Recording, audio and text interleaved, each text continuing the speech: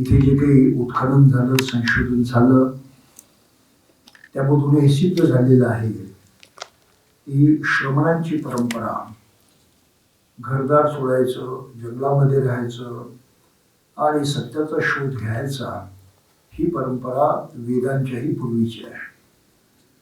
हे आता एक्सक्लुसिव्हली सिद्ध झालेलं आहे, तो आता वादाचा विषय राहिलेला नाही.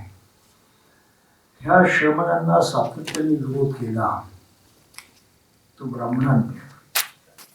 ब्राह्मण तत्वज्ञानाची, ब्राह्मण एकंदरीत अस्तित्वाची जी काही तत्व आहेत ती प्रामुख्यानं 2 किंवा 3च आहेत. एक तर ब्राह्मण हा आपलं वर्चस्व ठेवण्यासाठी, आपण सर्वश्रेष्ठ आहे असं भासवण्यासाठी, दाखवण्यासाठी, ते लोकांची लादण्यासाठी म्हणून वर्णव्यवस्थेची निर्मिती करून मोकळा झाला आणि जन्मानं आपल्याला अधिकार प्राप्त झाला आहे अशा प्रकारची भूमिका घेतली. हे पहिलं तत्व. दुसरं तत्व की देवाशी आमचा डायरेक्ट संबंध आहे, त्यांना मंत्रानं आम्ही आत्मसात करतो, मंत्राच्या माध्यमातून त्यांना प्रसन्न करतो आणि त्यांच्याशी संपर्क साधण्यासाठी आम जनतेला सहाय्य करतो. म्हणजे देव आणि सामान्य मनुष्य यांच्यामधला आम्ही दुवा आहोत. आमच्याशिवाय कोणी देवाकडे जाऊ शकत नाही, त्याची संबंध ठेवू शकत नाही, त्याला काही सांगू शकत नाही, कारण देवाला फक्त एकच भाषा येते, ती आहे संस्कृत. आणि ब्राह्मणाशिवाय संस्कृत कोणी शिकायचं नाही, वेद कोणी वाचायचे नाहीत. वेद वाचणं, वेद शिकण्याचा अर्थच आहे संस्कृत शिकला. हे आम जनतेला त्यांनी नाकारलं आणि ते एक मक्तेदारी निर्माण करून आपलं पौरोहित्य जे आहे, देव आणि मनुष्य याच्यामधला दुवा, मध्यस्थ, ही भूमिका जी आहे यावरती त्यांचं अस्तित्व अवलंबून आहे. तिसरी गोष्ट त्यांनी जी केली ती अशी की जन्मानंच हे घडतं आहे, त्यामुळं कोणाला आपल्या कर्तृत्वानं ब्राह्मण म्हणता येत नाही. तो मार्ग त्यांनी कायमचा बंद करून टाकला. आणि शेवटची गोष्ट की देवांना प्रसन्न करण्यासाठी त्यांना त्यांच्या पसंतीच्या गोष्टी, त्यांना हव्या असणाऱ्या गोष्टी द्याव्या लागतात, त्याला हवी म्हणतात. आणि तो हवी यज्ञामधूनच द्यावा लागतो, कारण यज्ञामध्ये तो पदार्थ जेव्हा जळतो त्या नंतर त्याची काही वाफ होते, त्या माध्यमातून त्या देवतेला जाऊन पोचतो आणि ब्राह्मणाच्या मंत्राच्या साह्यानं ज्या देवतेला ते आवाहन करतात त्यांना जाऊन तो पोचतो. तशी ही एकंदरीत वैदिक धर्माची रचना होती. आणखी महत्त्वाची गोष्ट की हे सर्व ब्राह्मण, हे पुरोहित, हे कठोरपणे गृहस्थाश्रमी होते. गृहस्थ जीवन जगायचं, गृहस्थी सोडायची नाही, हे त्यांचं ब्रीद होतं. त्यामुळं त्यांनी त्या गृहस्थ जीवनाच्याही अवस्था वेगळ्या केल्या, वेगळ्या मांडल्या की तारुण्याचं जीवन आहे ते शिक्षणात घालवावं. त्यानंतर विवाह प्रत्येकानं कंपल्सरी केलाच पाहिजे, कंपल्शन आहे तिथे, कोणी अविवाहित राहायचं नाही. का राहायचं नाही तर विवाह करून जेव्हा पुत्र होतो, तो पुत्र जेव्हा मृत पित्याला शेवटी अग्नी देतो तेव्हा त्या पित्याचा स्वर्गवास सुलभ होतो, तो स्वर्गात जाऊ शकतो. जर सख्या मुलानं असे अंत्यसंस्कार केले नाहीत तर त्या माणसाला स्वर्ग मिळत नाही. ही कल्पना त्यांनी पुढे मांडली. आणि ब्राह्मणच काय, सर्वच लोकांनी गृहस्थीच राहिलं पाहिजे, गृहस्थाश्रम कोणी सोडायचा नाही, अशा प्रकारची एक भावना निर्माण केली. आणि हा श्रमण संस्कृतीला सरळ विरोध होता की कोणी श्रमण बनायचं नाही, त्या मार्गाने जायचं नाही. त्यांनी शेवटी श्रमण संस्कृतीच्या प्रभावामुळं तेही तत्व मान्य केलं, पण तेही अतिशय वेगळ्या पद्धतीनं, म्हणजे खोटेपणानं मान्य केलं. संन्यास आश्रम त्यांनी स्वीकारला. 4 आश्रमांची आपलं गोष्ट पाहायला मिळते. पहिला आहे ब्रह्मचर्य आश्रम, म्हणजे तरुण वयात शिकण्याचं वय. नंतर आहे गृहस्थाश्रम, विवाह करून संसार करायचा. नंतर काही काळानंतर आपल्या वैवाहिक सांसारिक जबाबदाऱ्या मुलांच्याकडे सोपवून सेवानिवृत्त व्हायचं. त्याला म्हटले वानप्रस्थ आश्रम. जंगलात जाऊन राहायचं, सारं सोडून द्यायचं, जंगलात जाऊन राहायचं नवरा बायको दोघांनी. आणि शेवटचा संन्यास आश्रम तो असा की मग पती पत्नीनं सुद्धा एकमेकांना सोडून द्यायचं, संन्यास घ्यायचा आणि एकटेपणानं जंगलामध्ये जगायचं. याचा अर्थ तुम्ही कुठे कसे मरा, तुम्हाला कोणी वाली नाही. अशा प्रकारचा तो संन्यासाश्रम त्यांनी मान्य केला आणि लोकांच्या मनामध्ये त्याबद्दल घृणा पैदा केली की संन्यासाश्रम काही चांगला नाही, त्यामध्ये तुम्हाला असं बेवारस मरावं लागतं, काही त्याचा उपयोग नाही. विकलांग झाला, वृद्ध झाला, जगणं अशक्य झालं, अशा परिस्थितीमध्ये सर्व सोडायचं, संन्यास घ्यायचा आणि जंगलामध्ये मरायचं, असे त्याचं वर्णन केलं. त्यामुळं एकंदरीत श्रमण संस्कृतीला इतकं त्यांनी खालच्या दर्जाचं मानलं आणि लोकांच्या मनामध्ये त्याबद्दल एक घृणा निर्माण केली, एक विरोध निर्माण केला. हाही थोडासा इतिहासाचा दाखला पण लक्षात घेतला पाहिजे. पण त्यामुळं श्रमण संस्कृती काही नष्ट झाली नाही. श्रमण संस्कृती तशीच पुढे चालू राहिली आणि या श्रमण संस्कृतीचे 2 मुख्य प्रवाह इतिहासामध्ये मानले जातात. एक आहे जैन प्रवाह आणि दुसरा आहे बौद्ध प्रवाह. जैन लोकांची अशी श्रद्धा आहे की प्रत्यक्ष वर्धमान महावीर यांनी जेव्हा जैन धर्माची स्थापना केली आणि ते बुद्धाच्या काळातलेच आहे, बुद्धापेक्षा ज्येष्ठ होते, सिनियर होते बुद्धाला, तर तोपर्यंत जैन परंपरा चालत आलेली होती आणि त्याच्यापूर्वी 23 तीर्थंकर झालेले होते. महावीराच्या अगोदर 23 तीर्थंकर झालेले होते. आता त्या प्रत्येक तीर्थंकराचा साधारणतः प्रभाव असणारा काळ 100 वर्षाचा जरी मानला तरी 2300 वर्षापूर्वीचा तो धर्म आहे.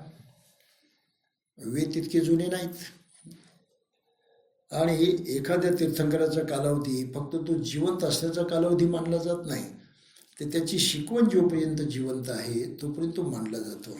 म्हणजे तो किमान काही शतकांचा असतो, किमान 2-4 शतकाचा तर नक्कीच असतो.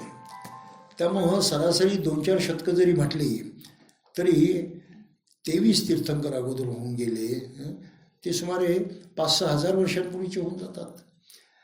बौद्धांची परंपरा अशी आहे की तेही म्हणतात की बुद्धाच्या अगोदर 27 बुद्ध होऊन गेले, 28 बुद्ध होऊन गेले. म्हणजे ही परंपरा अतिशय प्राचीन आहे. तर श्रमण परंपरा याचं प्राचीनत्व ह्या 2 विश्वासामधून प्रामुख्यानं प्रगट होतं आणि त्यामुळं वेदांच्याही पूर्वीची ती परंपरा असावी असं निश्चित मानलं जातं. आणि मोहंजोदारो आणि हडप्पा इथे जे काही मुनींच्या मूर्ती सापडलेल्या आहेत, चित्र सापडलेली आहेत, त्यावरून हे आता निश्चित पक्क केलं गेलं की श्रमण परंपरा ही ब्राह्मणी वैदिक परंपरेच्याही पूर्वीची असावी, वेदांच्याही अगोदरची असावी. हा एक इतिहास जाता आता लक्षात घेतला पाहिजे. आपण सुरुवातीला ब्राह्मणी वाङ्मयामध्ये ब्राह्मण हा शब्दच प्रामुख्याने यायचा. ब्राह्मण म्हणजे पुरोहित, यज्ञ या कर्मकांड करण्यामधला मुख्य घटक. तेच त्याचं आयुष्यभराचं काम, त्यांना दुसरं काम करायचं नाही, त्याची उपजीविका त्यांनीच चालवायची. आणि पुढे त्यामध्ये आणखी भर पडली की ब्रह्मदेवता जी आहे त्याचा ते वापर करायला लागले की ब्रह्मदेवता आहे, ब्रह्मानं सर्व निर्माण केलं, सृष्टीचा निर्माता करता वगैरे सर्व ब्रह्म आहे आणि त्या ब्रह्माला आम्ही जाणतो, त्या ब्रह्माशी आमचा संबंध आहे म्हणून आम्ही ब्राह्मण आहोत, अशा प्रकारची भूमिका घेतली. ब्रह्म आणि ब्राह्मण ह्या दोन्ही संकल्पनांना बुद्धानं खोटं ठरवलं. बुद्धाचा धर्म, ब्राह्मणी धर्म, वैदिक धर्म किंवा इतर कुठले धर्म यांना विरोध करण्यासाठी निर्माण झालेला धर्म नाही आहे, त्याचा उदय झालेला नाही. इतिहासकार तसं म्हणतात की त्या काळामध्ये अशा अशा शिकवणी होत्या, त्याला विरोध करण्यासाठी बुद्धानं असं तत्त्वज्ञान मांडलं. हे 100% चुकीचं म्हणणं आहे. बुद्धानं कोणालाही विरोध करण्यासाठी आपलं तत्त्वज्ञान निर्माण केलेलं नाही. विरोध करण्यासाठी मांडलेला तो विचार नाही. बुद्धानं जे मांडलेलं आहे तो स्वतःचा व्यक्तिगत अनुभव आहे आणि तो अनुभव आहे दुःखातून मुक्त होण्याचा, जो त्यांनी स्वतंत्रपणे जाणलेला आहे. हा जरा मुद्दा लक्षात घ्यायचा. पण बुद्धानं कोणालाही विरोध करण्यासाठी आपलं तत्त्वज्ञान मांडलेलं नाही. दुःखमुक्तीचं ज्ञान बुद्धानं स्वतःच्या प्रयत्नानं मिळवलं आणि ते ज्ञान सत्य आहे म्हणून लोकांच्या पुढे मांडलं. आणि त्या ज्ञानाचे जे काही विसंगत आहेत, विरोध आहे, ते आपोआप मग विरोधी ठरलं. बुद्धाने त्यांना विरोध करण्यासाठी आपलं ज्ञान मांडलेलं नाही.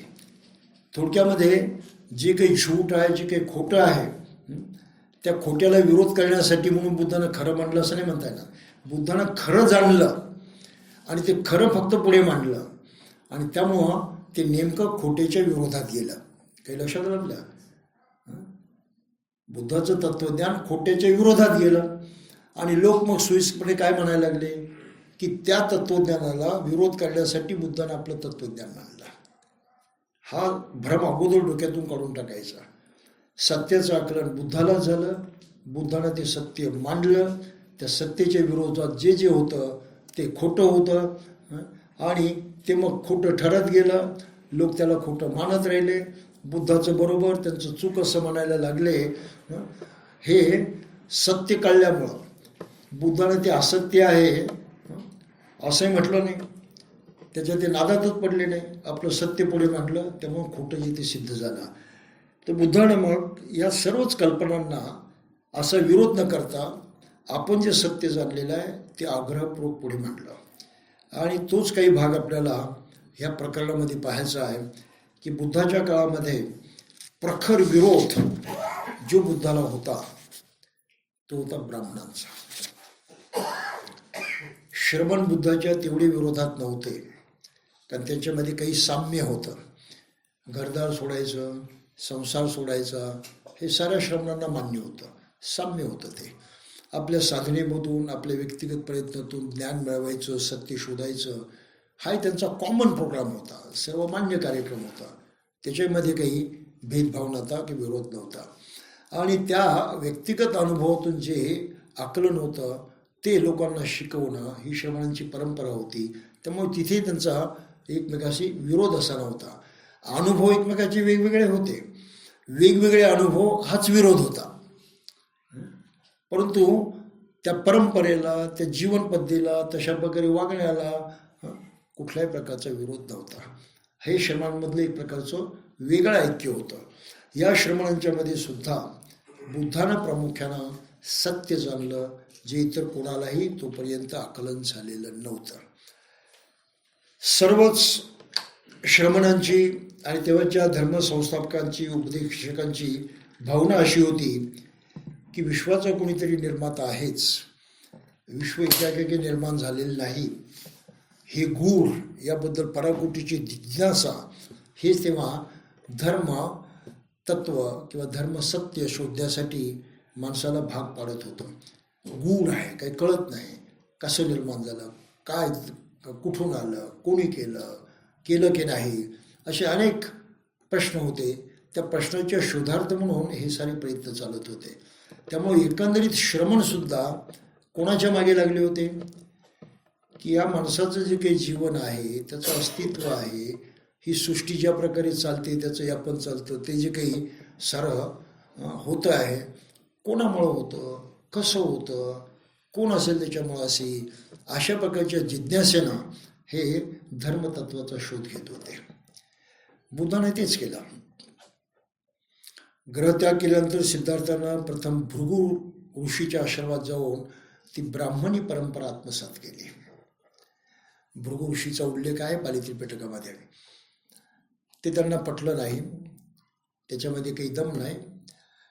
कारण कर्मकांड करा, यज्ञ करा, पूजा अर्चा करा, मंत्र म्हणा, देवाला अर्घ्य द्या, हवी द्या आणि त्याला प्रसन्न करा, यापेक्षा त्यांचं काहीही नव्हतं.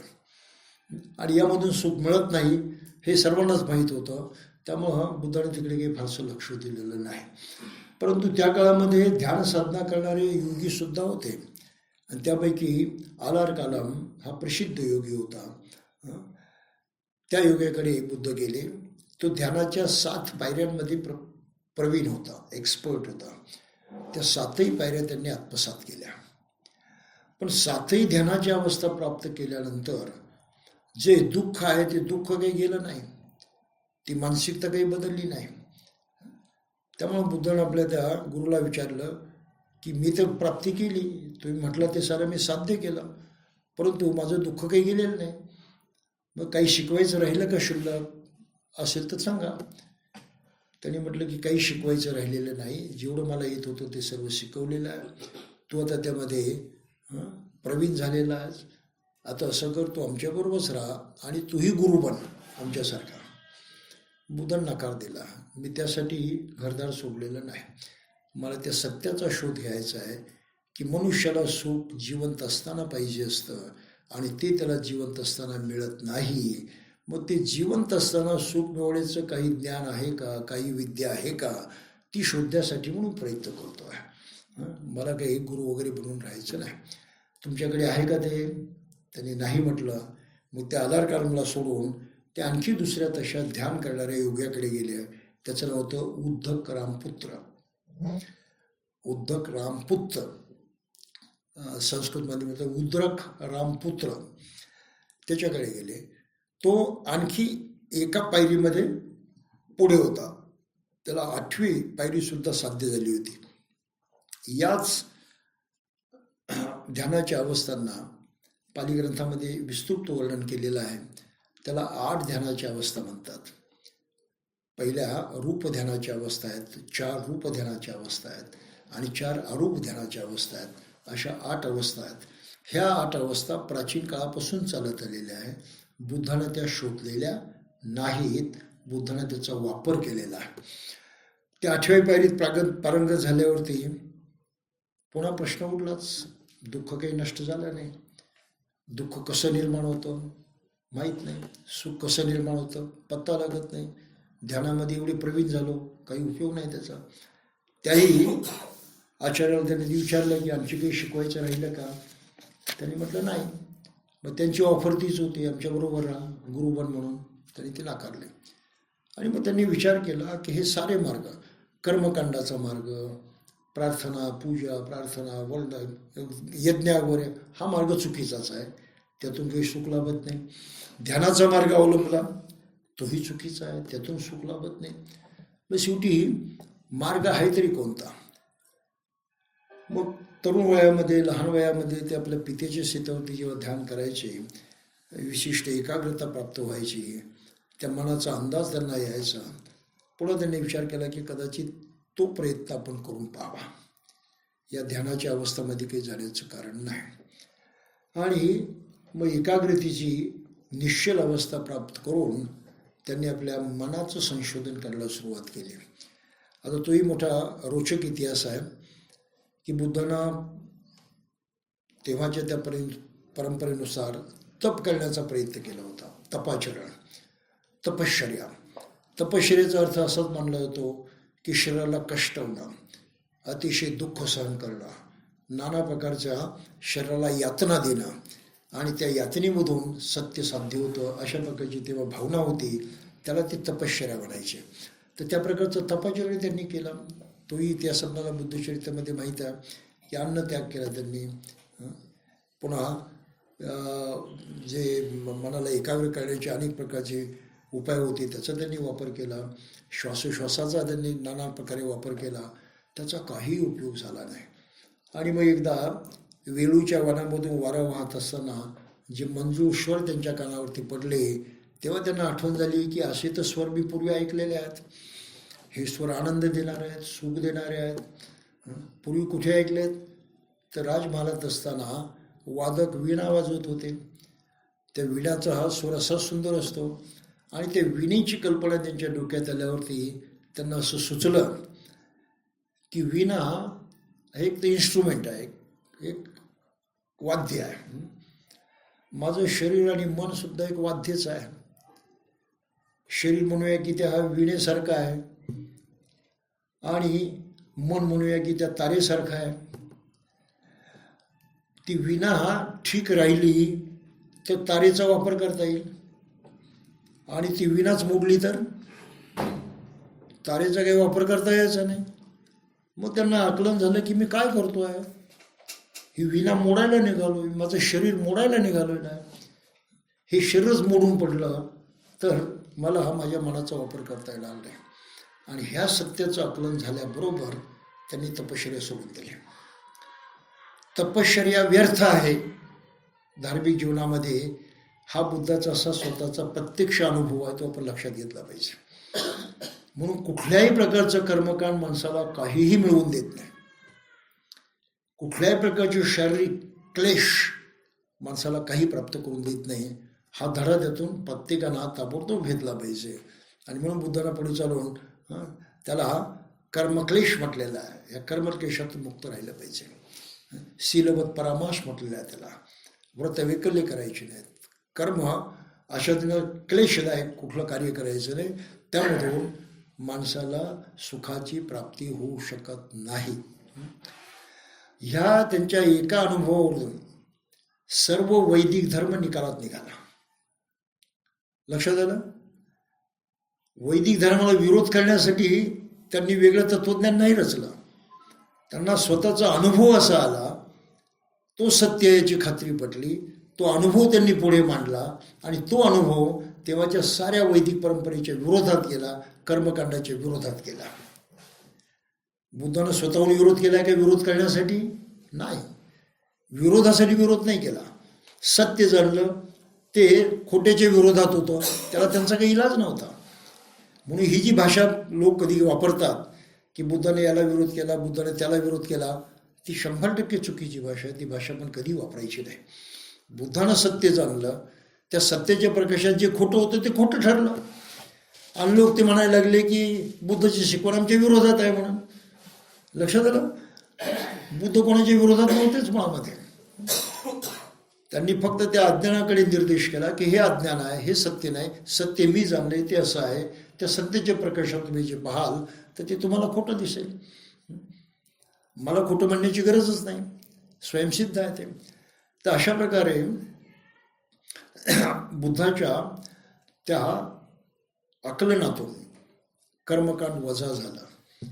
बाबासाहेबांनी आपल्या ग्रंथात दिले आहे की 49 दिवस पुरे येईल एवढं अन्न पाणी याची सोय करून बुद्धानं पुन्हा आपल्या मनोयज्ञाला सुरुवात केली, आपल्या ध्यान साधण्याला सुरुवात केली. आणि त्यांची ध्यान साधना मग प्रामुख्यानं मनाच्या संशोधनामध्ये लागली. ते त्या विणेच्या ताऱ्याची उपमा त्यांच्या मनात अशी आली की जर ह्या विणेच्या तारा ढिल्या सोडल्या तर त्यातून संगीत निर्माण होत नाही. जर खूप ताणल्या तर तुटून जातात, त्यातूनही संगीत निर्माण होत नाही.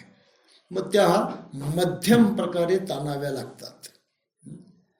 तर बुद्धाची मध्यम मार्गाची संकल्पना तिथे उदय पावलेली आहे.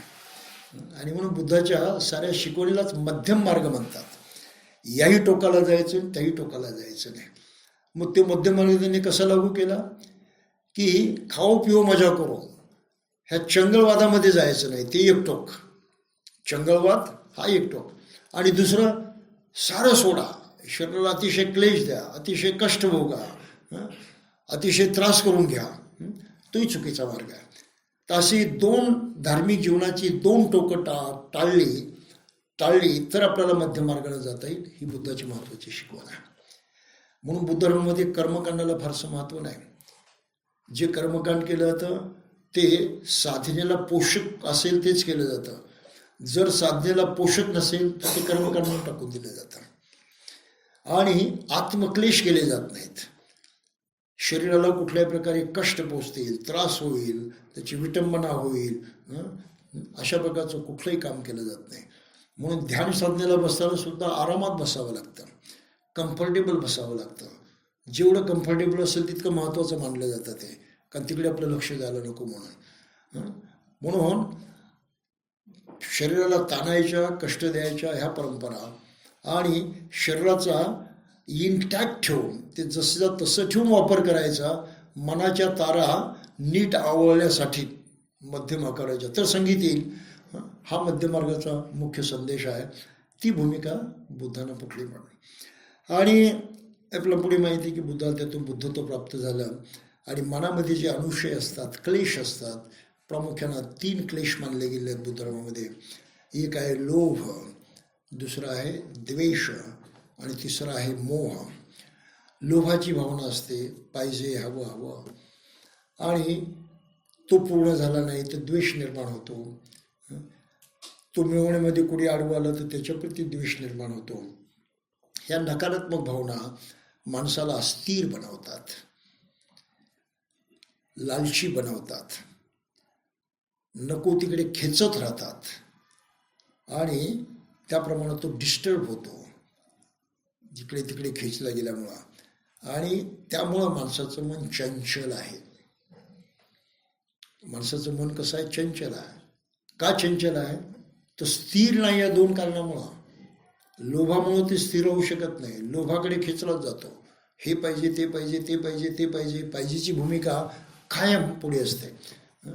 नजरेला चांगलं पाहायला मिळालं पाहिजे, कानाला चांगलं ऐकायला मिळालं पाहिजे, जिभेला चांगली चव घेता आली पाहिजे, शरीराला चांगला स्पर्श जाणवला पाहिजे. अशा प्रकारे मनुष्य त्याच्या शोधामध्ये लागतो, त्याच्या पाठीमागे पळतो आणि तो अस्थिर होतो. कारण ही प्रत्येक गोष्ट क्षणभर टिकते, नष्ट होते, क्षणभर टिकते, नष्ट होते. थोडा वेळ तुला अनुभव येतो, समाप्त होतो. एखादं सुंदर फूल आपण किती वेळ बघू शकाल? ते कोमेजेपर्यंत बघू शकणार आहात ना? नाही. थोडा वेळ बघितलं, आनंद झाला, बरं वाटलं, मग झालं. चित्त लागली तर सगळं शोधायला लागलं काहीतरी. हा तर आपला नेहमीचा अनुभव आहे. त्यामुळं स्थिर राहू शकत नाही आपण. एका सुखाचा अनुभव घेत असताना, दृष्टीच्या, कानाच्या वगैरे कुठला आहे, तर त्या सुखाचा अनुभव तेवढ्या क्षणापुरता राहतो, नष्ट होतो आणि माणसाचं मन आणखी दुसऱ्याच्या शोधामध्ये लागतं. म्हणून त्या धम्मपदात म्हटलं आहे, फंदनं चपलं चित्तं दुर्खं दुनिवार्यं, की माणसाचं चित्त स्पंदन पावणार आहे, चपल आहे, त्याला रोखून धरणं कठीण आहे, त्याचं नियंत्रण करणं कठीण आहे. ही माणसाची अवस्था आहे. हे सत्य बुद्धानं जाणलं, मनाचं सत्य. आणि असं चित्त अस्थिर का राहतं? तर लोभाची भावना आहे, द्वेषाची भावना आहे. द्वेषामध्ये राग आहे, नापसंती आहे, नावड ज्याला म्हणतो ती आहे, आणि प्रत्येक दुसऱ्याच्या बाबतीमध्ये ईर्ष्या आहे, मत्सर आहे, अशा अनेक भावना आहे. आले कुठून? चित्त अस्थिर आहे, त्याच्या मनासारखं होत नाही, ते सुख सतत मिळत नाही, म्हणून ते नाराज होतं, असमाधानी होतं, उद्विग्न होतं, अस्थिर होतं. ही अस्थिरतेची कारणं आहेत. आणि ह्या 2 शक्ती मनाला पूर्णपणे अशा तऱ्हेने व्यापून त्याला नाचवत ठेवतात. हे सत्य कळत नाही माणसाला. ही 2 कारणं आहेत, त्याचा पत्ताच लागत नाही. तो पत्ता न लागणं याला अज्ञान म्हणतात. पाली भाषेमध्ये त्याला मोह म्हटलेला आहे. बुद्धानं अज्ञान कशाला म्हटलं ते लक्षात घ्या. अज्ञान हा शब्द फार सोपा वाटतो आपल्याला. माहीत नाही ते अज्ञान, हा त्याचा मुख्य अर्थ. जे माहीत नाही ते अज्ञान. मग आता अनेक गोष्टी आपल्याला माहीत नसतात, तेवढ्यापुरतं ते अज्ञान असतं. पण मनुष्य जीवनासंबंधीचं जे अज्ञान आहे ते हे आहे की लोभ आणि द्वेष हेच आपल्या मनाला सतत नाचवत ठेवत राहतात, आपलं सारं आयुष्य अस्थिर करतात, दुःखमय करतात, असमाधानी करतात. याचं ज्ञान नसणं, त्याची माहिती नसतं, त्याला अविद्या म्हटलेलं आहे, त्याला अज्ञान म्हटलेलं आहे. ही व्याख्या फार महत्त्वाची आहे. ती व्याख्या स्पष्ट झाल्याशिवाय बुद्धाच्या अनेक गोष्टी आपल्याला कळत नाहीत. आणि मग ह्या अवस्था प्राप्त करत करत बुद्धानं ज्याला ब्राह्मण म्हणत होते ब्रह्म अवस्था, तो प्रत्यक्ष अनुभव आपल्या मनानं घेतला. ब्रह्माचा अर्थ सर्वश्रेष्ठ असा होतो. सर्व परिशुद्ध, सर्वश्रेष्ठ असा त्याचा मुख्य अर्थ आहे. त्यासाठी तेव्हा ब्रह्म शब्द वापरला जायचा. बुद्धाने वेगळा शब्द वापरला नाही. तो शब्द त्यांनी जसाच्या तसा वापरला. म्हणून त्यांनी हिंदूंच्या ब्रह्माला मानलं असं म्हणायचं नाही. हा फरक थोडासा लक्षात घ्या. हिंदूंनी त्या ब्रह्माला ब्रह्मदेवही केला होता. आम्ही ब्रह्माचे पुरोहित म्हणून ब्राह्मण, ही त्यांची पहिली व्याख्या होती. बुद्धाच्या ह्या ज्ञानानंतर ब्राह्मणांच्या तत्त्वज्ञानातही फरक पडला आणि ते ब्रह्म अवस्था मानायला लागले. बुद्धानं ब्रह्म अवस्था प्राप्त केली, हा फरक आहे.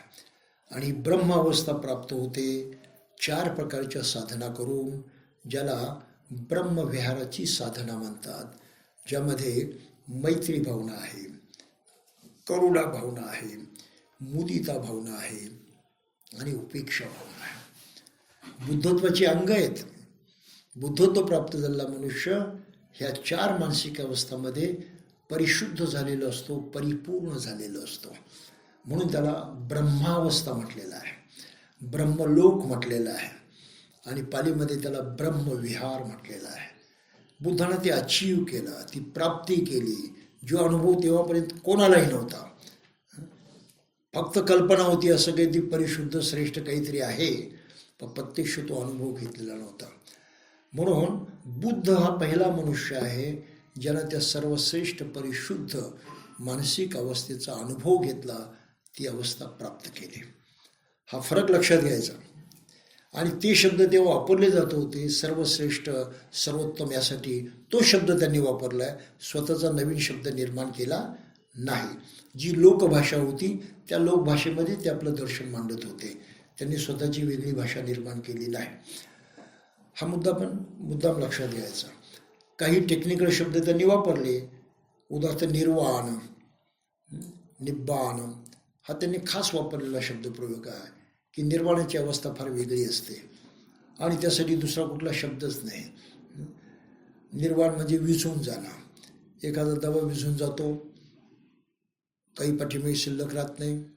त्याप्रमाणे मनुष्य निर्वाणाला पोचतो, काही पाठीमागं शिल्लक राहत नाही. तर अशा प्रकारची ती निर्वाणाची अवस्था बुद्धानं प्रामुख्यानं पुढे मांडली. आणि ह्या ब्रह्मावस्थेचा त्यांनी उद्घोष केला की माणसाला ह्या 4 अवस्था प्राप्त करून घेता येतात. त्याला मैत्री भावना करून मैत्रीमध्ये परिशुद्ध होता येतं, ती ब्रह्मावस्था त्याला प्राप्त होते.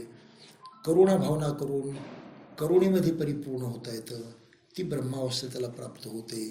मुदिता म्हणजे सर्वत्र आनंद, सर्वांच्या बाबतीमध्ये आनंद. आनंदाचा, दुसऱ्याचा आनंद आपल्यालाही आनंद देतो, आपला आनंद दुसऱ्याला आनंद देतो.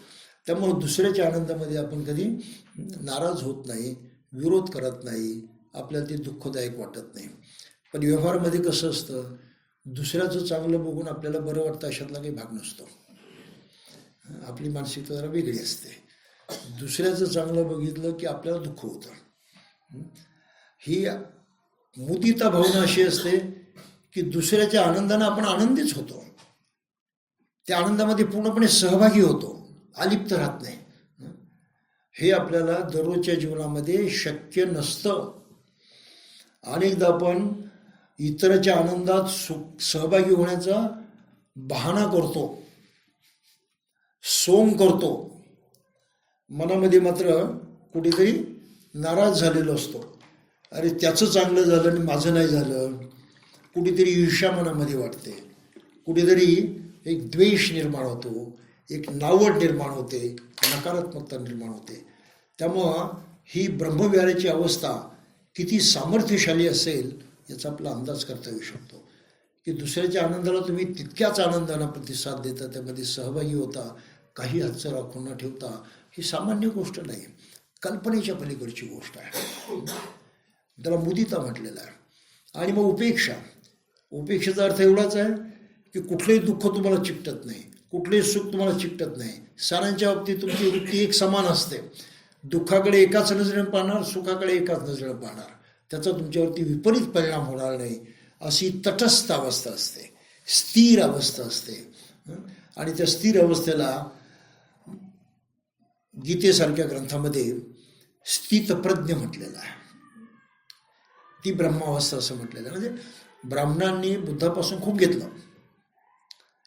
सारा जो आजचा हिंदू धर्म आहे त्यामध्ये जेवढं चांगलं आहे ते सारं बुद्ध धर्मातून आलेलं आहे. हे मी आपल्याला सांगत नाही. हे हिंदूंचे सर्वात मोठे हिंदू साधू स्वामी विवेकानंद, त्यांच्या एवढा मोठा स्वामी कोणी हिंदूंच्या मध्ये झालेला नाही. स्वामी विवेकानंदांनी ते म्हटलेलं आहे. त्यांना त्यांच्या शिष्याने, ते बुद्धाला मानणारे होते फार, बुद्धाचं स्तुती करणारे, बुद्ध माझं इष्ट दैवत आहे असं म्हणणारे आणि बुद्ध तत्त्वाचा पुरस्कार करणारे होते. पण त्यामध्ये त्यांनी हातचं राखूनच केलेलं आहे. त्यातही त्यांनी हिंदू धर्माची मिलावट केलेली आहे. तो भाग वेगळा आहे, तर त्याबद्दल मी बोलत नाही. परंतु त्यांना आकर्षण मात्र जबरदस्त होतं. बुद्धाचं जबरदस्त आकर्षण होतं. बुद्धावरती तेवढंच प्रेमही होतं, परंतु तरी बुद्धाला ते नाकारत होते. तर त्यांच्या शिष्याने त्याला म्हटलं, स्वामीजी आपण नेहमीच बुद्धाचं कौतुक करता, स्तुती करता, बुद्धाचं चांगलं म्हणता, आपल्या हिंदू धर्मात काही कमी आहे का म्हणायचा, इतका चांगला धर्म आहे.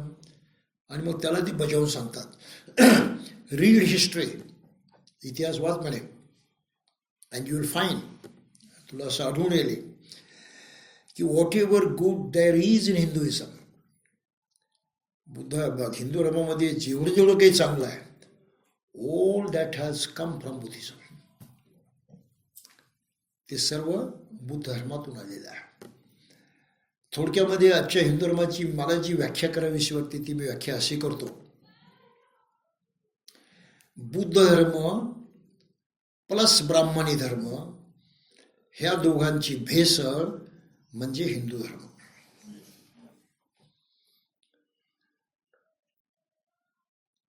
चांगलं जे आहे हिंदू धर्मात सारं बुद्धाचं आहे, वाईट जे आहे ती ब्राह्मणी धर्माची भेसळ आहे.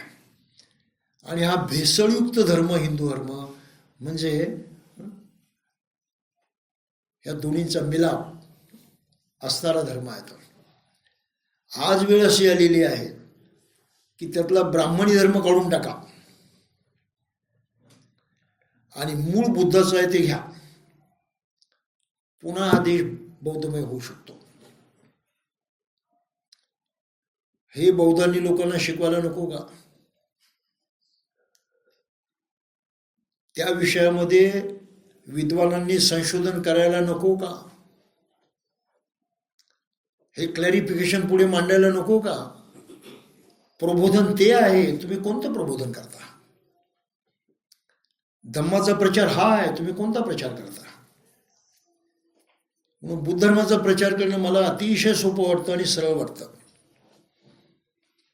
फक्त त्या हिंदू माणसाला एवढं शिकवा, ही ब्राह्मणी धर्माची भेसळ काढून ठेव, जे उरतं ते चांगलं आहे ना, तो बुद्धाचा धर्म आहे. आणि असं जर आपण केलं तर साऱ्या हिंदूंना बौद्ध म्हणायला काही उशीर लागायचा नाही. पण आम्ही त्या खोलात जात नाही. आम्ही फक्त एवढंच म्हणतो, नाही पूर्वी सारे बौद्ध होते. होती गोष्ट खरी आहे ना, इतिहास पूर्वी बौद्ध होतो म्हणून. आता लोक म्हणतील पूर्वी बौद्ध होतो, आता आम्ही हिंदू आहोत. म्हणजे पुन्हा आडले तिथे आडलेच. मग पूर्वी आपण बौद्ध होतो म्हणजे काय होतो, तर आपण जे काही चांगलं पाहतो, आपल्या धर्माचे चांगले असं मानतो, अरे ते बुद्ध धर्माचं आहे. मग आजही आपण ते सोडलेलं नाही, आजही आपण त्याला मानतो. पण आपली चूक काय झालेली आहे, ही भेसळ आपण स्वीकारलेली आहे. ब्राह्मणी वर्चस्व स्वीकारलेलं आहे, ब्राह्मणी कर्मकांड स्वीकारलेलं आहे. हे बाजूला काढून टाकलं तर जे उरतो तो बुद्धाचाच धर्म आहे. मग तू हिंदू म्हणतोस म्हणजे काय म्हणतो? तू भेसळयुक्त धर्माला मानतो. शुद्ध धर्म शिकवणं तुला अवघड आहे का? हे बी त्याला मानतोच आहेस तू. म्हणून आहे तो शुद्ध कर, जे तुझ्या हातात राहील तो बुद्ध धर्म राहणार आहे. हे आपल्या लोकांना समजावून सांगितलं पाहिजे. आणि हे आपल्याला समजावून सांगायचं असेल तर आपल्याला त्याप्रमाणे केलं पाहिजे. मग आपणच इकडे बौद्ध म्हणतो आणि गणपती बसवतो म्हटले मग घोटाळा झालाच. बौद्ध म्हणतो आणि हिंदूंचं जेवढं वाईट आहे तेही चालू ठेवतो म्हणजे घोटाळा झालाच. त्यांचं नामकरण आम्ही तसं ठेवलं, घोटाळा झालाच. हिंदूंची नावं आहेत, ब्राह्मणांनी दिली नावं आहेत, आपलं वर्चस्व लादण्यासाठी, तुम्हाला हीन लेखण्यासाठी, तुम्हाला नावं ठेवण्यासाठी शूद्रवाचक नावं दिलेली आहेत. आम्ही ती आजही मानतो. घराण्याची परंपरा, आमचं खानदान असं म्हणतो आपण. म्हणजे प्रॉब्लेम आहेत ना. वरवर दिसताना छोट्या गोष्टी दिसतात पण त्याचे अर्थ किती गंभीर आहे ते पहा. बाबासाहेबांनी नामांतर करायला काय सांगितलं त्याचं मुख्य कारण हे आहे की तुम्ही ती भेसळ तर कमी करा. ती भेसळ टिकून तुम्ही शुद्ध होऊ शकत नाही, बौद्ध होऊ शकत नाही. मग बौद्ध समाजानं या प्रश्नाचा गंभीर विचार करून हे सारं सत्य जाणायला पाहिजे होतं आणि त्याप्रमाणे आपली धम्मचळवळ राबवायला पाहिजे होती. ती आजही कोणी राबवत नाहीत. मी गेली 35 वर्षापासून हे मुद्दे मांडतो आहेत. ते मुद्दे खोटे तर नाहीच नाही, पण त्याशिवाय पर्याय नाही. आणि शिकायला लोक तयार नसतील तर त्यांचं अज्ञान आहे, त्यांचं मागासलेपण आहे. हा महत्वाचा भाग आहे. म्हणून बुद्धानं जे पुढे मांडलं ते आपल्याला अशा पद्धतीने लोकांना समजावून सांगता आलं पाहिजे. अरे ब्रह्म ब्रह्म काय म्हणतो, बुद्ध स्वतःच ब्रह्माला जाणणारे आहेत. आणि एका सुत्ताबाई तसा आलाय, वासिष्ठ नावाचा एक ब्राह्मण होता, आपण ते मागे बघितलेला आहे. तो बुद्धाकडे गेला आणि त्याला सांगितलं आम्ही ब्राह्मण आहोत म्हणून. का ब्राह्मण? आम्ही ब्रह्माला जाणतो म्हणून,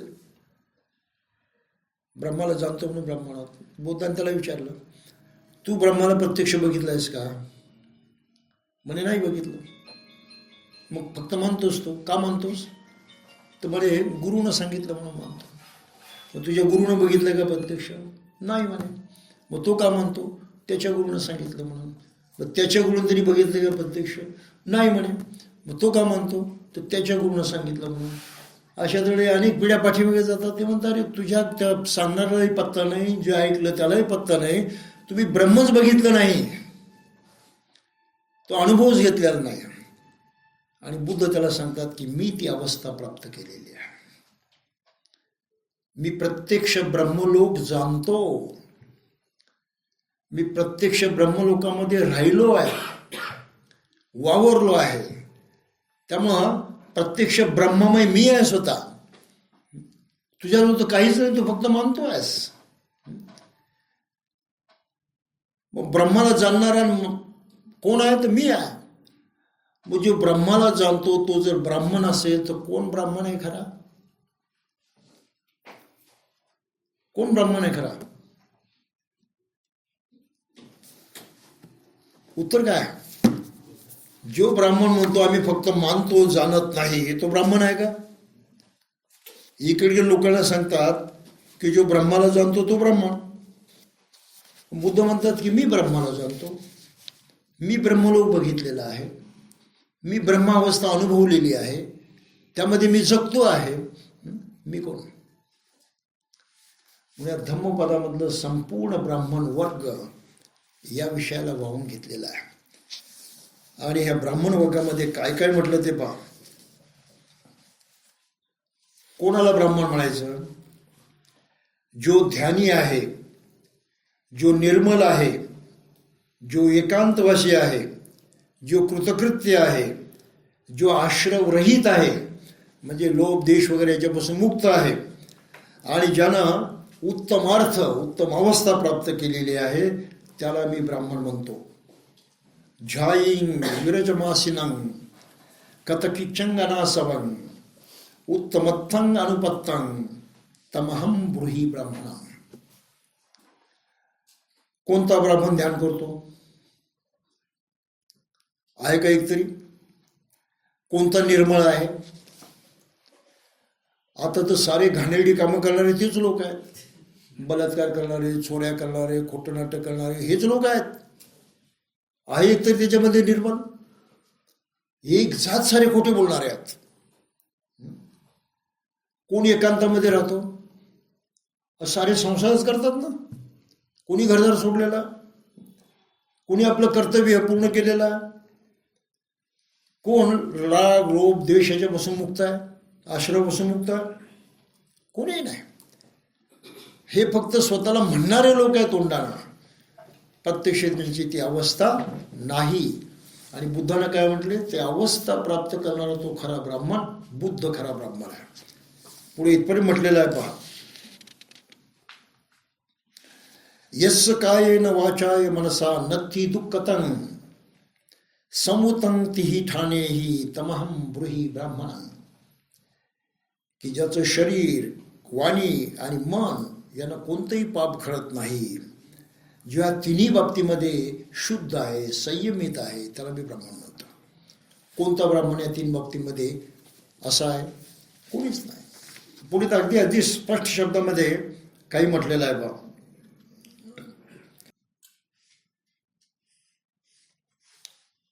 स्वतः बुद्ध ब्राह्मण आहे अशी बुद्धाची भावना आहे बा. आणि तेच इथे एका याच्यामध्ये म्हटलेलं आहे गाथेमध्ये.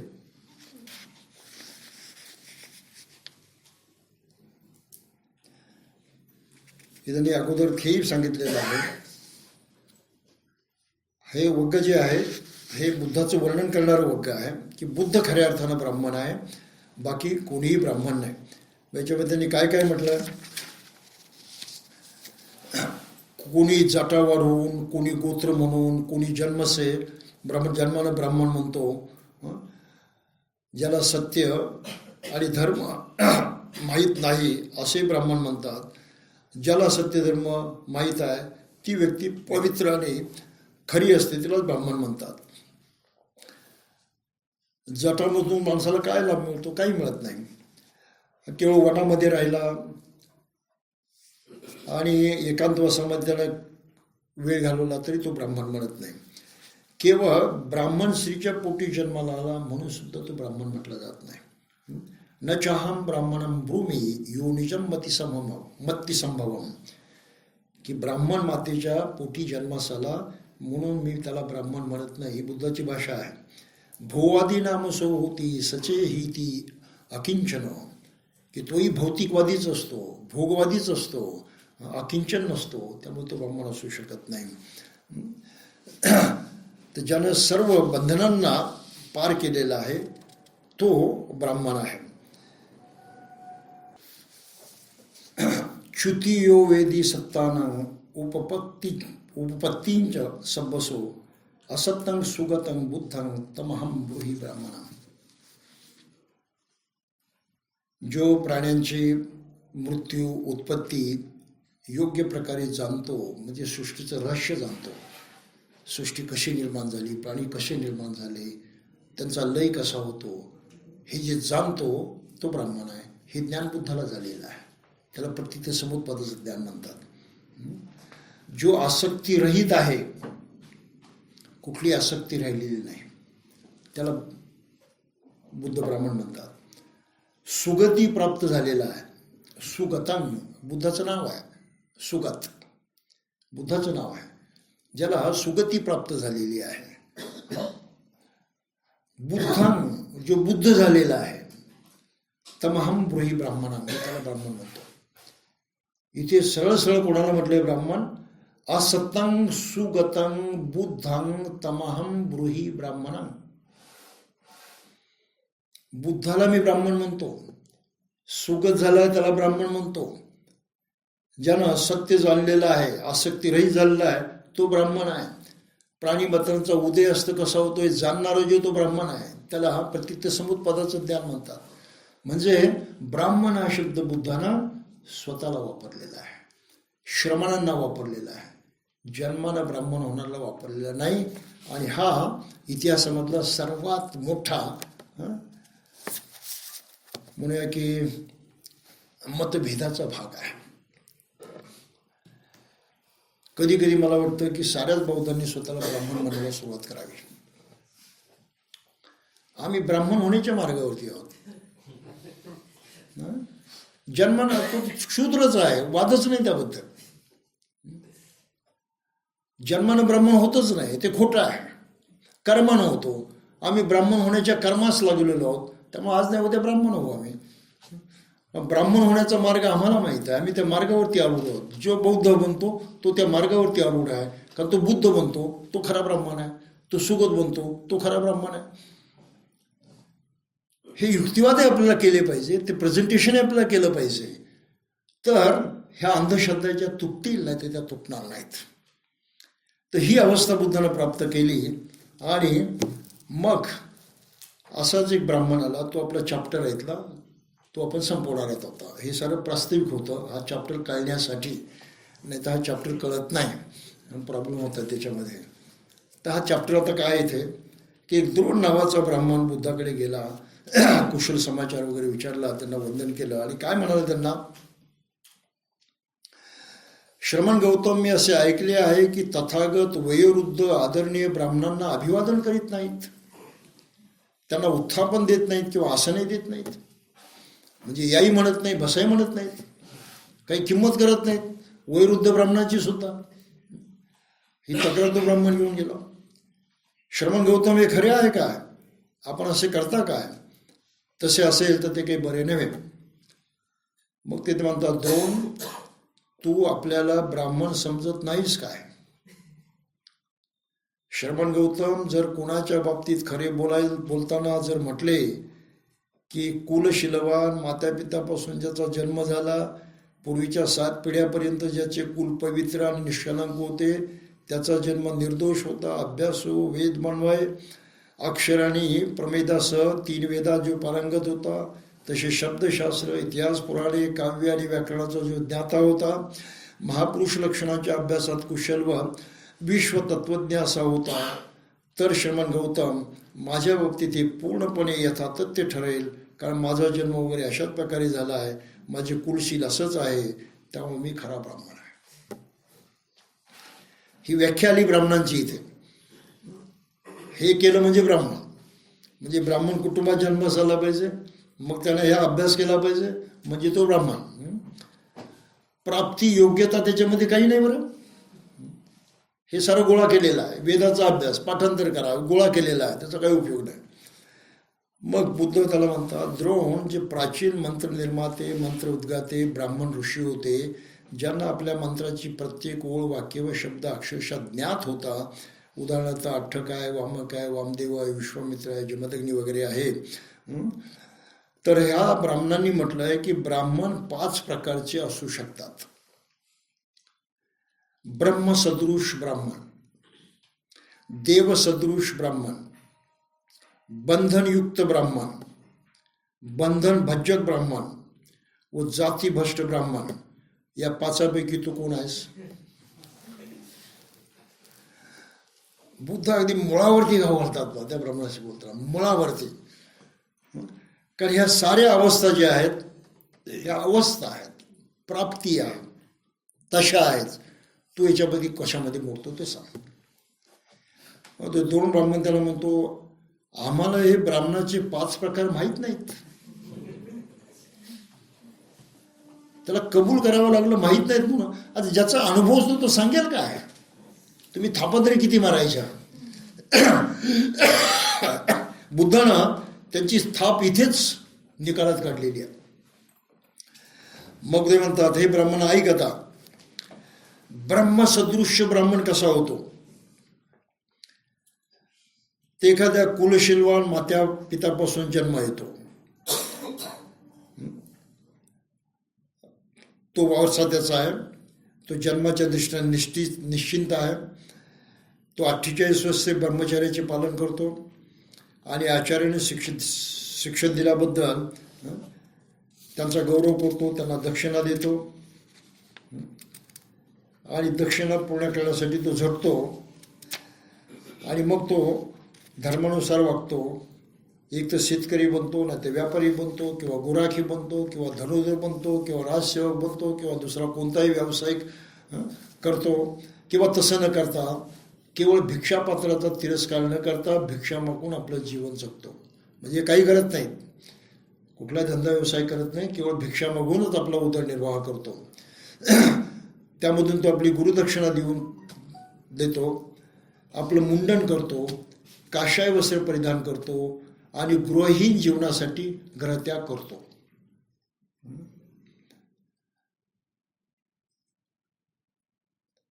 आणि असे केल्यावरती एका, दुसऱ्या, तिसऱ्या, चौथ्या, ऊर्ध्व व अवर अशा सर्व दिशा मैत्रीयुक्त, दूरगामी, व्यापक तसेच अस्मित वृत्तीनं आणि घृणा किंवा कुविचाराविना तो संचार करीत राहतो. आणि असे केल्यावरती तो करुणायुक्त वृत्तीने विहार करतो, मुदितायुक्त वृत्तीने विहार करतो, उपेक्षायुक्त वृत्तीने विहार करतो. एका, दुसऱ्या, तिसऱ्या, चौथ्या, ऊर्ध्व, अधर अशा सर्व दिशात करुणा, मुदिता, उपेक्षा पूर्ण विचाराने सर्वत्र दूरगामी, व्यापक, अस्मित आणि घृणा किंवा कुविचाराविना तो सर्वत्र संचार करीत राहतो.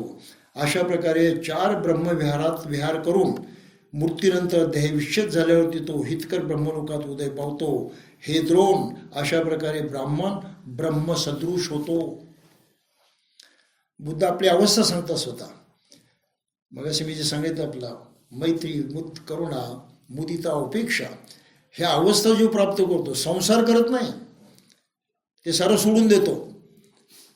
अभ्यास केला, पूर्व काही जाणलं तर ती परंपरा होती. बुद्धांनी त्याचा उल्लेख केला की जो 48 वर्ष ब्रह्मचर्याचं पालन करतो आणि आचार्यांनी दिलेलं शिक्षण स्वीकारतो, व्यावहारिक जगामध्ये वावरतो, परंतु शेवटी ग्रहत्याग करतो. तो कोणाचं सेवक बनत नाही, शेतकरी बनत नाही, व्यापारी बनत नाही, गुराखी बनत नाही, काही न करता घरदार सोडतो आणि अशा तऱ्हेनं ब्रह्मविहाराची अवस्था प्राप्त करतो. तो ब्राह्मण होतो, ब्रह्मसदृश. कोणता ब्राह्मण हे करणार आहे? हे तर फक्त बुद्धाचे श्रमणच करतात. ब्राह्मणाचा तो धंदा नाही. ब्राह्मणानं शिकायचं, लग्न करायचं सक्तीनं, कारण मुलगा झाला नाही तर स्वर्ग मिळत नाही, त्याची धारणा. म्हणून भारतामध्ये भ्रूण हत्येचं जे काही पाप केलं जातं त्याचं मूळ या शिकवणीमध्ये लक्षात या. भारतातील लोक भ्रूण हत्या का करतात? मुलीचा गर्भ का नष्ट करतात? ही मानसिकता आली कुठून? ही मानसिकता हिंदू धर्मातल्या ह्या श्रद्धेनं जोपासलेली आहे की मुलांना अग्नी नाही दिला तर त्या माणसाला स्वर्ग लाभत नाही. आणि या लोभापोटी जी माणसं अडकलेली आहेत ती अशा प्रकारचं पाप करतात. आणि या देशातल्या सरकारला कोणाची हिंमत होत नाही हे कारण सांगण्याची. पहा एवढ्या जाहिराती आहेत, तुम्हाला कारण दिसलं कधी? एवढा खोटेपणा आजही या देशामध्ये चालतो. बौद्धांनी ते लोकांच्या पुढे मांडलं पाहिजे सत्य, की हे सत्य कारण आहे. तुमचा धर्म, तुमची श्रद्धा यानं तुम्ही मूर्ख बनलेला आहात आणि तुमच्या हातून हे पाप घडताय. काही लक्षात आपल्याला? किती भयंकर पाप आहे. लाखो अशा अर्भकांची हत्या होते. हत्यारे आहेत लोक, खुनी आहेत. ही परिस्थिती आहे. आणि खुनशी वृत्ती, खून करण्याची ही मानसिकता त्याच्यामध्ये काय येते? तर ब्राह्मणांनी पेरलेलं हे विष की मेल्यानंतर मुलांना अग्नी नाही दिला तर स्वर्ग मिळत नाही वगैरे म्हणून, या भ्रमापोटी हे सारे प्रकार चालू आहेत. आणि तो भ्रम आपल्याला उजागर करता आला पाहिजे, लोकांच्या पुढे मांडता आला पाहिजे. हे कोणीच करत नाही. ब्राह्मणी धर्माचं वर्चस्व असणाऱ्या या देशामध्ये हे काम करणारं कोणीच नाही. सारे ब्राह्मणाला सांभाळून बोलतील, इतर युक्तिवाद करतील, पण त्या मुळावरती घाव घालणार नाहीत. तर आपल्याला ते सुद्धा लोकांच्या पुढे मांडलं पाहिजे. तर हा ग्रंथ क्रांतिकारक आहे. एक एक क्रांती त्याच्यामध्ये सामावलेली आहे. तर अशा प्रकारे ब्रह्मसदृश होतो. तर तू द्रोण आहेस का त्यापैकी? तर तो म्हणतो की अशा प्रकारचं काही मी नाही म्हणे. मग देवसदृश कसा होतो? पुन्हा बुद्ध तेच सांगतात. परंतु तो जो आहे साधा वगैरे वैवाहिक जीवनामध्ये त्याला संतती प्राप्त झाली तर मग तो शेवटी गृहत्याग करतो, मुंडन करून घेतो आणि गृहत्याग करून गृहहीनपद करतो, म्हणजे संसार करतो काही दिवस, नंतर तो गृहत्याग करून गृहहीन बनतो आणि अशा प्रकारे कामविकारापासून मुक्त होतो. मग प्रथम द्वितीय तृतीय ध्यान प्राप्त करून चतुर्थ ध्यानाची अवस्था प्राप्त करतो. अशा ध्यानाची अवस्था प्राप्त केल्यानंतर मृत्यूनंतर विच्छेद झाल्यावरती तो हितकर ब्रह्मलोकात उदय पावतो. तेव्हा तो देवसदृश होतो. तो आहेस का तसा? कुठला ब्राह्मण गृहत्याग करतो? मरण्याच्या वेळी तरी करतो का गृहत्याग? नाही करत. म्हणजे ब्राह्मणाचं आचरण नावाच्या गोष्टीचा काळीचाही संबंध नाही. फक्त जन्माचं भांडवल त्यांना केलेलं आहे आणि पराकोटीचं अज्ञान आहे या देशामध्ये पसरलेलं, आणि त्या अज्ञानावरती घाव घालण्यासाठी बाबासाहेबांनी बुद्धाच्या ह्या शिकवणीचा वापर केलेला. का बौद्ध बनायचं? ह्या मानसिक गुलामगिरीतून मुक्त होण्यासाठी. ही मानसिक गुलामगिरी आहे आणि या गुलामगिरीला आज जवळजवळ सारेच मानतात. जन्मानं धर्म ठरतो, जन्मानं जात ठरते, जन्मानं लायकी ठरते. असं पूर्णपणे खोटं आहे ते. जन्माने यापैकी तिन्ही गोष्टी ठरत नाहीत. जन्मानं फक्त मनुष्य प्राणी म्हणून जन्मास येतो आणि जे काही करायचं तर अगदी लहान वयापासून त्याला शिकावं लागतं. शिकण्यामधून मनुष्य घडतो. खरी तर परिस्थिती अशी आहे, बायोलॉजिकली विचार जर केला आपण शरीर विज्ञानाच्या दृष्टीनं, तर मनुष्य शरीराने आणि बुद्धीनं सुद्धा सक्षम नसतो. अतिशय अक्षम असतो, परावलंबी असतो. एखाद्या अंड्यामधून कोंबडीचं पिलू बाहेर येतं. बाहेर आल्याबरोबर त्याचा जीवनक्रम सुरू होतो ना. त्याला कोंबडीची काही गरज आहे का? फक्त संरक्षण दिलं म्हणजे काम संपलं. ते जगू शकतं. पण माणसाचं पिल्लू जन्मानंतर असं सोडून दिलं तर जगू शकेल का? काय उत्तर आहे त्याचं? सर्व अवयव सह शरीर प्राप्त झालेलं आहे, मनही प्राप्त झालेलं आहे, परंतु आपल्या अवयवाचा वापर करण्याची ताकद त्याच्यामध्ये नसते. ही तर गोष्ट करूया. एकाही अवयवाचा वापर करता येत नाही. खायचं प्यायचं म्हटलं ते दुसऱ्याला भरवावं लागतं. स्वतः ते खाऊ शकत नाही, स्वतः ते पिऊ शकत नाही. हात असून त्याचा वापर होत नाही, पाय असून चालता येत नाही. ही तर वस्तुस्थिती आहे. किती वर्ष ही अवस्था असते? किमान 2-4 वर्ष तर असतेच. पण त्यानंतरही ते लायक होतं का? कोंबडीचं पिल्लू कुठेही दाना उचलून जगेल, मरणार नाही ते. मग हा 1-2 वर्षाच्या पोराला कुठेही काही खाऊन जगता येतं का? जगू शकत नाही ते. तिथे त्याला मदतीची गरज आहे. 10-12 वर्षाचं झाल्यावरती कदाचित ती सारी अक्कल येते आणि समजा निराधार झाला, अनाथ झाला, तो कुठे कामधंदा करून तो जगू शकतो. ही तर गोष्ट करूया. म्हणजे किमान 18 वर्षाचं होईपर्यंत त्या माणसाच्या पिलाला मनुष्य म्हणून जगण्याची सुद्धा लायकी नसते. हे आपण मुद्दाम लक्षात घेतलं पाहिजे. ती सुद्धा लायकी नसते आणि ती लायकी येण्यासाठी त्याला शिकावं लागतं. आपल्या अवयवांचा वापर करायला शिकावं लागतं. बाहेर ज्या जगामध्ये वापरतो ते प्रत्येक गोष्ट ओळखायला शिकावं लागतं. त्यांची नावं लक्षात ठेवावी लागतात, त्यांचं स्वरूप लक्षात ठेवावं लागतं. ते सारं शिकल्याशिवाय त्याला त्या व्यवहारामध्ये संसारामध्ये वावरता येत नाही. ही गोष्ट खरी आहे की खोटी आहे? शिकल्याशिवाय मनुष्य घडतच नाही. जन्माने त्याला फक्त शरीर आणि मन लाभलं, परंतु मनुष्य म्हणून जगण्याची लायकी केव्हा आली? कर्म केल्यानं, शिकल्यानं, प्रत्यक्ष प्रयत्न केल्यानं, प्रत्यक्ष वागल्यानं. ही तर गोष्ट खरी आहे. मग त्याच वागण्यामधून तो पुढचं शिकतो. कुणी डॉक्टर होईल, कुणी इंजिनियर होईल, कुणी न्यायाधीश होईल, कुणी काही होईल. हे शिकणंच आहे, ते कर्म करणंच आहे. त्या कर्मामधून त्याला ती योग्यता प्राप्त होते. त्या कर्मामधून त्याला ती स्थिती प्राप्त होते, अवस्था प्राप्त होते. ही तर गोष्ट खरी आहे. त्यामुळं जग जे चाललेलं आहे ते कर्माच्या नियमाप्रमाणे चाललेलं आहे. सृष्टीचा व्यवहार कर्माच्या नियमाप्रमाणे चाललेला आहे, जन्माच्या नियमाप्रमाणे नाही. आणि तरी भारतीय मनुष्य मेजॉरिटीच्या स्वरूपामध्ये बहुसंख्येनं जन्मावरती विश्वास ठेवतो की नाही.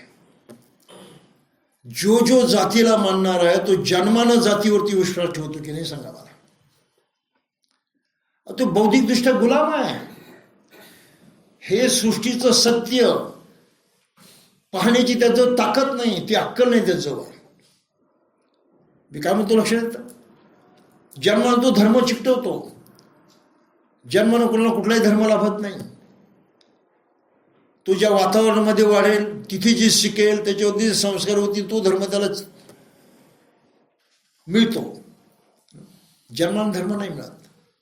आणि त्या दृष्टीने मला त्या सिनेमाची काय मठ होतील, मी कायम सांगत राहतो. हे उदाहरण म्हणून एक सिनेमा पूर्वी आला होता, अमर अकबर अँथोनी.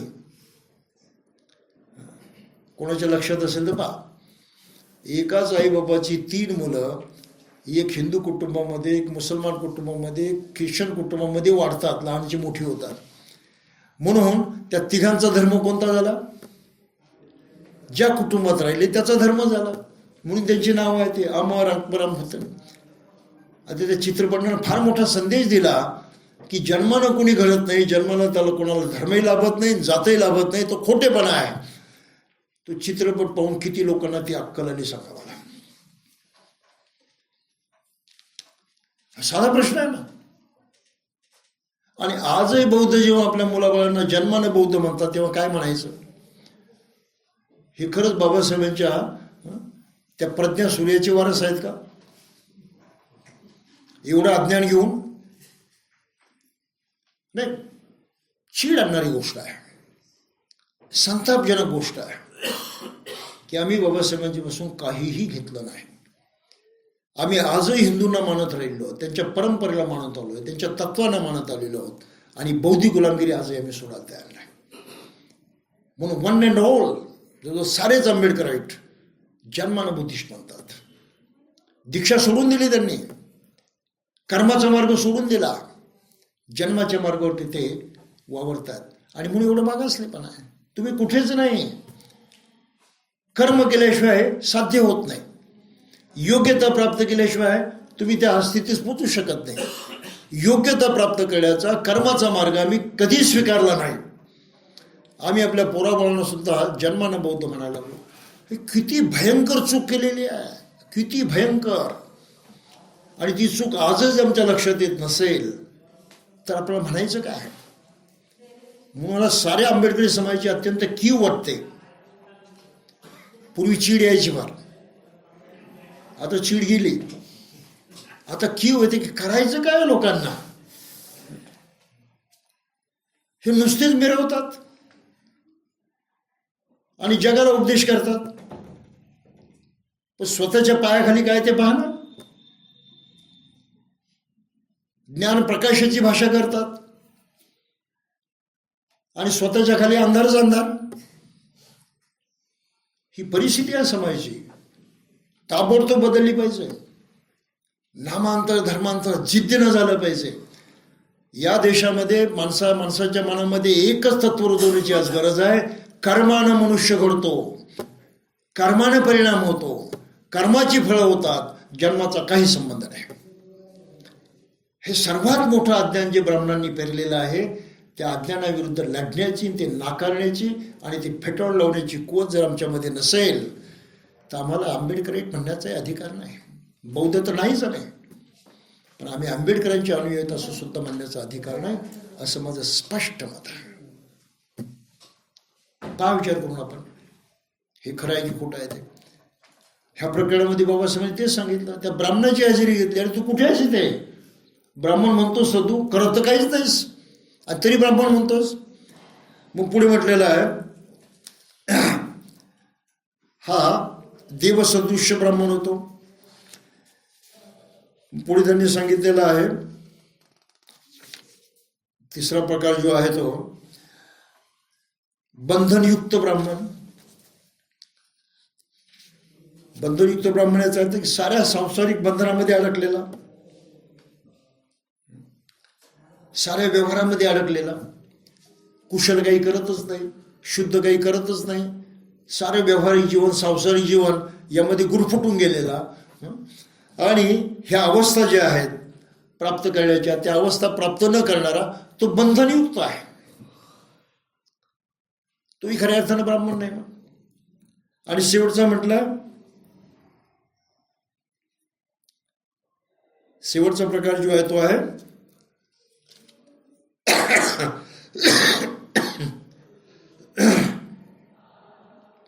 भ्रष्ट, जातीभ्रष्ट.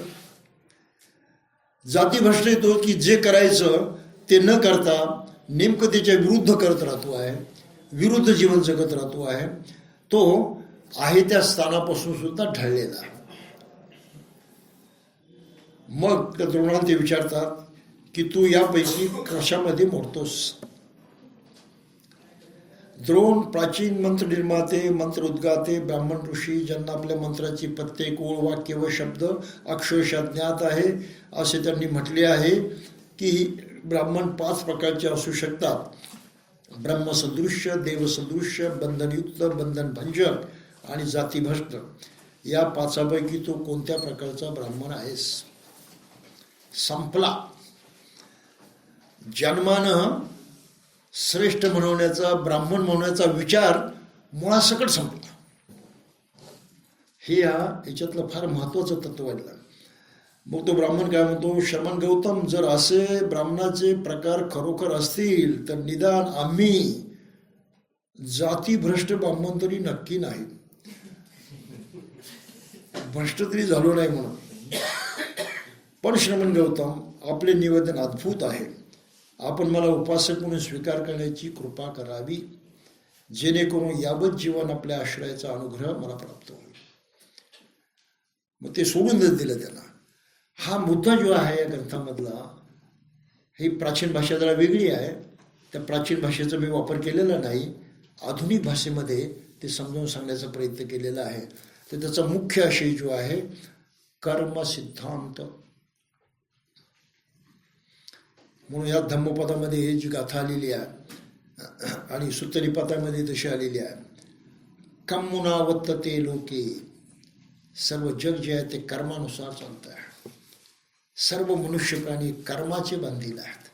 तुम्ही कर्म करता त्याचा परिणाम होतो, कर्म नाही केलं तर परिणाम होणार नाही. कर्म कुशल आहे, अकुशल आहे. कुशल कर्म केलं तर चांगला परिणाम होईल, अकुशल कर्म केलं तर वाईट परिणाम होईल. त्यामुळे माणसाचं सुख दुःख मनुष्य निर्माण करतो. अकुशल कर्म करतो, दुःख निर्माण होतं. कुशल कर्म करतो, सुख निर्माण होतं. परंतु कायम कुशलच करायची त्याचं हिंमत नाही, अक्कल नाही. अकुशल कायमचं सोडायचं की त्याची तयारी नाही. म्हणून सुख दुःखाची ऊन सावली भोगत तो जगत असतो, त्यापासून त्याची सुटका नाही. आणि म्हणून कायम सुखी व्हायचं असेल तर कुशलाचा मार्ग स्वीकारला पाहिजे. कर्म करण्यावरती बुद्धानं जोर दिलेला आहे. जन्मावरती काही मानायचं हे नाकारलेलं आहे. म्हणून बौद्ध समाजानं किती सुधारणा केली पाहिजे स्वतःची ती पहा. जन्मानं काही मानता कामा नये, जन्मानं जाते मानता कामा नये, जन्मानं धर्मे मानता कामा नये. त्या विरुद्ध बंड केलं पाहिजे आणि कर्माचा सिद्धांत या देशामध्ये रुजवण्यासाठी प्रयत्न केले पाहिजे. कर्माचा सिद्धांत या देशात रुजला तर जातीभेद नष्ट होईल. जातीभेद फक्त कल्पनेवरती आधारित आहे आणि कल्पना आहे जन्माची. जन्मानं कोणी ब्राह्मण, जन्मानं कोणी क्षत्रिय, जन्मानं कोणी वैश्य, जन्मानं कोणी शूद्र, जन्मावरती आधारित आहे. हे तद्दन खोटं आहे. त्याला आगा नाही, पिछा नाही, पाया नाही, काही नाही. पण एवढं खोटं आज आम भारतीय माणसाचं एक जीवनाचं अंग बनलेलं आहे. खोट्यावरती त्याचा विचार उभा राहिला आहे, खोट्यावरती त्याची बुद्धी उभ्या राहिली आहे, खोट्यावरती त्याचं जीवन रचलं गेलेलं आहे. हा खोटा पाया जो तो उठून टाकला गेला पाहिजे आणि कर्मसिद्धांत जो देशामध्ये रुजला पाहिजे. बौद्ध बनताना अगोदर कर्मसिद्धांताचा स्वीकार करावा लागतो आणि ह्या जाती सिद्धांताचा त्याग करावा लागतो. त्यासाठी धम्म दीक्षा घ्यावी लागते. पण बौद्धांनी काय केलं, जन्मानं बौद्ध म्हणून मुळात बुद्धालाच त्यांनी रद्दबादल केलं, बाबासाहेबांना रद्दबादल केलं आणि आपली ही मानसिक गुलामगिरी लक्षात न घेता त्यालाच ते सर्वस्व म्हणायला लागले. फक्त लेबल बदललं, हिंदू जात याऐवजी बौद्ध, परंतु असलीयत जशीच्या तशी राहिली. अनचेंज्ड. हे या देशाचं दुर्दैव आहे, आंबेडकरी समाजाचं दुर्दैव आहे. काही लक्षात आलं आपल्याला? धर्मांतर म्हणजे कर्म सिद्धांताची स्वीकृती. जाणीवपूर्वक मला असं जगायचं, असं करायचं, या मार्गाने माझं जीवन घडवायचं, अशा प्रकारच्या श्रद्धेचा स्वीकार, त्या तत्वाचा स्वीकार आणि त्याप्रमाणे आपलं जीवन घडवण्याची जिद्द, प्रतिज्ञा, याला म्हणतात धम्मदीक्षा. अशी धम्मदीक्षा जो घेत नाही तो कधीही बौद्ध बनत नाही. म्हणून जन्मानं बौद्ध म्हणणाऱ्या माणसांनी मुळात बुद्ध धर्मच उखडून टाकलेला आहे, त्याला खोटं ठरवलेलं आहे, त्याला ब्राह्मणी धर्माच्या त्या भट्टीमध्ये टाकलेलं आहे. ही चूक आपल्याला लवकरात लवकर दुरुस्त करता आली पाहिजे. म्हणून जे ब्राह्मणांनी पेरलं ते सारं नाकारणं, त्यापासून मुक्त होणं म्हणजे बौद्ध जीवन जगणं हा त्याचा अर्थ आहे. आणि ते जगल्याशिवाय दुसरा पर्याय नाही. आणि जर आपण तसं करून ते विकृत केलं तर मग कामच बिघडलं. आज ही विकृती जी आहे ही घातक आहे, प्रत्येक माणसाला घातक आहे, त्या समाजाला घातक आहे, त्या देशाला घातक आहे. सगळीकडून नाश करणारी, विनाश करणारी ही प्रवृत्ती आहे. ही प्रवृत्ती लोकांनी सोडली पाहिजे. म्हणून तमाम लोकांनी दीक्षा घेतल्याशिवाय बौद्ध बनायचंच नाही.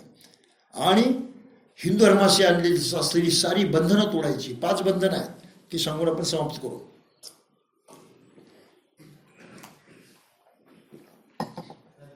पहिली गोष्ट, ब्राह्मणांनी अशी अफवा पसरवली, लोकांना सांगितलं सर्व काही देवाला निर्माण केलेलं आहे.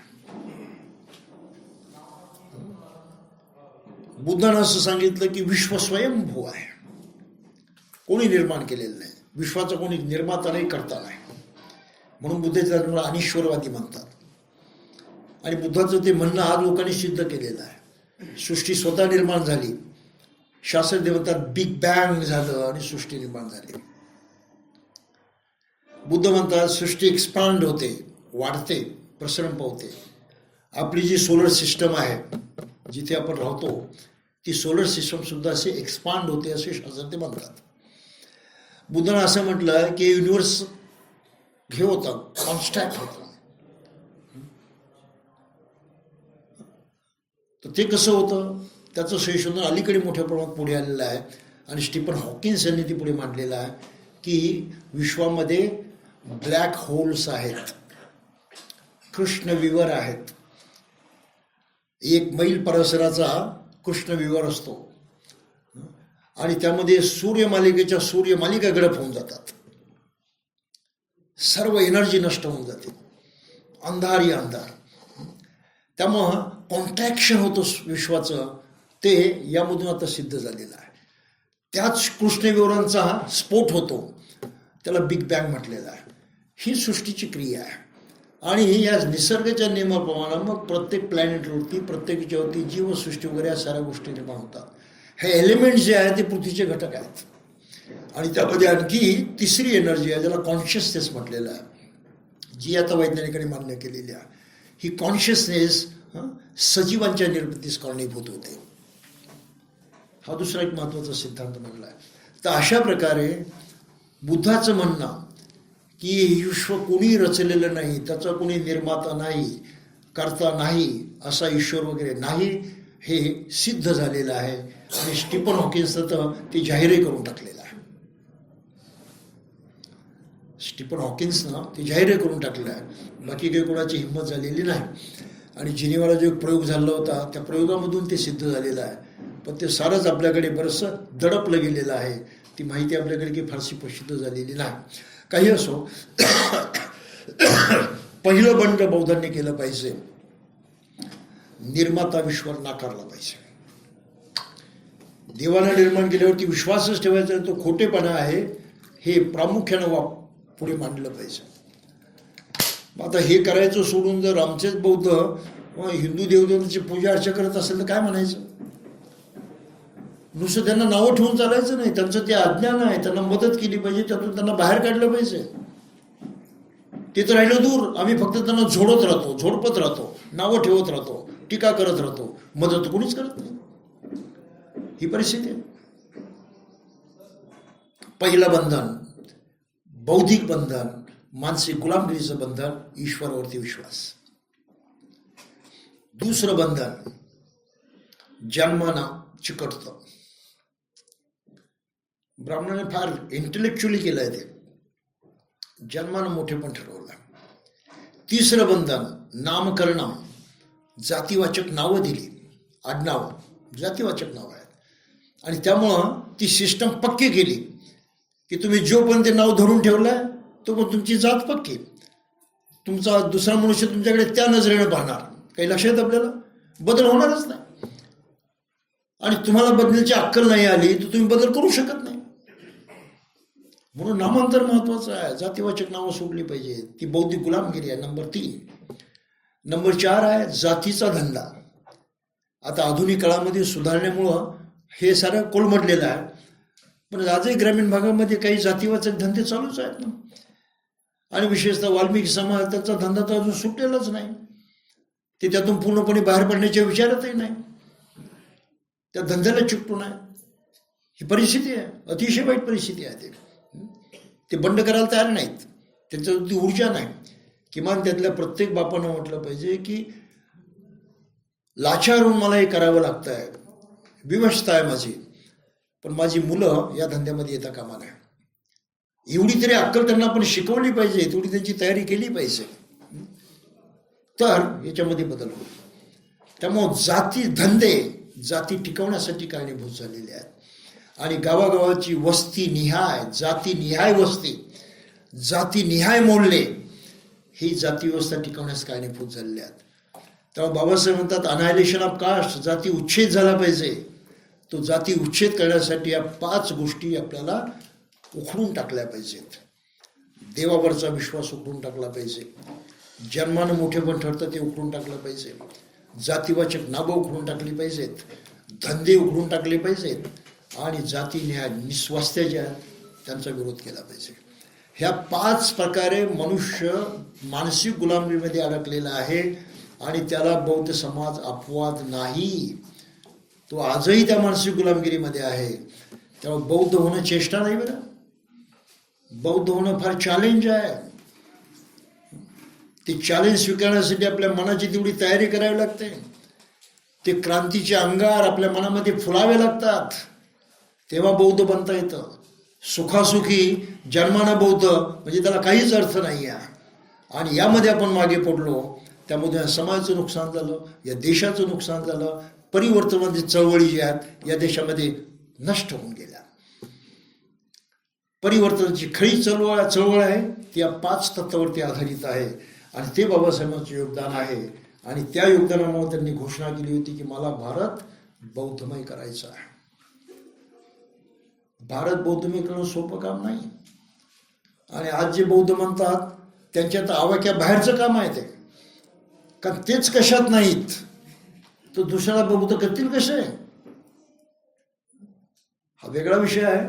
परंतु फार महत्त्वाचा विषय आहे. या देशाचं आणि साऱ्या मानव जातीचं भवितव्य जर कोणाच्या हातात असेल तर ते बुद्ध धर्माच्या हातामध्ये आहे. आणि त्याची कास जो समाज धरेल त्याला उद्या भविष्य आहे. नाहीतर मग हे आताचं जे काही लाचाराचं जीवन आहे, दुःखाचं, दैन्याचं, नाना प्रकारच्या अन्याय अत्याचाराचं, त्यापासून कोणाची सुटका नाही अशी स्थिती आहे. तर काही असो, खरा ब्राह्मण कोण? बुद्ध. जन्मानं जो म्हणतो तो ब्राह्मण नाही, तो खरं म्हणजे चांगला मनुष्य होण्याच्याही लायकीचा नाही. चांगला मनुष्य म्हणण्याचाही लायकीचा नाही. असं कुठेतरी आपण ते केलं पाहिजे. तर काही असो, हे प्रकरण जे आहे जर अवघड प्रकरण होतं, ते जितकं सोपं करून सांगण्याचा प्रयत्न करायचा तेवढं मी करून सांगितलेला. काही शंका राहिली असलं पण नंतर बघू. पण तूर्त आपला वेळ झालेला असल्यामुळं आपण इथेच थांबू. जय भीम.